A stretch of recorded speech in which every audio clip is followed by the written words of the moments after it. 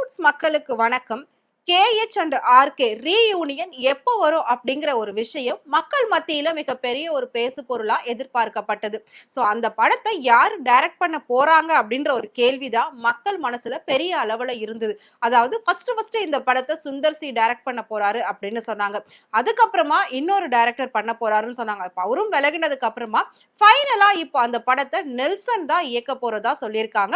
So இந்த படத்துக்கு அனிருத் தான் மியூசிக் டைரக்டர் அப்படின்றதையும் கன்ஃபார்ம் பண்ணியிருக்காங்க. கிட்டத்தட்ட ஒரு 35-40 வருஷங்களுக்கு அப்புறமா நாம வந்து அந்த ரீயூனியன் காம்போவை பாக்குறதுக்காக ரொம்ப ஆவலா வெயிட் பண்ணிக்கிட்டு இருக்கோம். பட் அதுக்கான ப்ரீ ப்ரொடக்ஷன் ஒர்க் எல்லாமே இப்ப ஸ்டார்ட் ஆயிடுச்சு. கண்டிப்பா நெக்ஸ்ட் இயர்ல வந்து இந்த படத்தை நம்மளால பார்க்க முடியும் அப்படின்னு சொல்லி அந்த படக்குழு சொல்லியிருக்காங்க.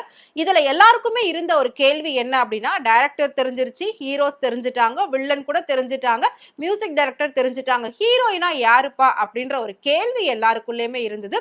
ஸோ இந்த படத்திலையும் த்ரிஷா தான் ஹீரோயினா கமிட் ஆக போறாங்க.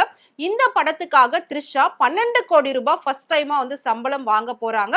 சோ அந்த அளவுக்கு இது வந்து ஒரு அபிஷியல் அனௌன்ஸ்மெண்டா தான் வந்திருக்கு. So Kamal Haasan and super star இவங்களுடைய ரீயூனியன்ல த்ரிஷா தான் நடிக்க போறாங்க. பட் யாருக்கு ஜோடியா நடிக்க போறாங்க, யாருக்கு ஆப்போசிட்டா நடிக்க போறாங்க அப்படின்றதெல்லாம் இன்னும் போக போக தான் நமக்கு தெரியும். சோ அப்படி இருக்கிற பட்சத்துல த்ரிஷா அடுத்தடுத்த படங்கள்ல கமிட் ஆகலையே அப்படின்னு தான் எல்லாருமே சொல்லிட்டு இருந்தோம். கருப்பு படத்தோட அவங்க எந்த ஒரு படத்துலயுமே கமிட் ஆகல அப்படின்னு சொல்லியிருந்தாங்க. சோ இப்போ வந்து பாத்தீங்கன்னா அரசியல்ல த்ரிஷாவோட பேர் ரொம்ப விமர்சனத்துக்குரிய ஒரு பேரா வலம் வந்துகிட்டு இருக்கிறதுனால த்ரிஷா மறுபடியும் இன்னொரு படத்துல கமிட் ஆயிட்டோம் அப்படின்னா அங்க இருக்கிற பேரெல்லாம் ஸ்டாப் பண்ணிடலாம் அப்படின்றதுக்காக மேபி இந்த படத்துல கமிட் ஆயிருக்கலாம் அப்படின்னு சொல்லப்படுது. பட் அது எந்த அளவுக்கு உண்மை அப்படின்றது நமக்கு தெரியாது.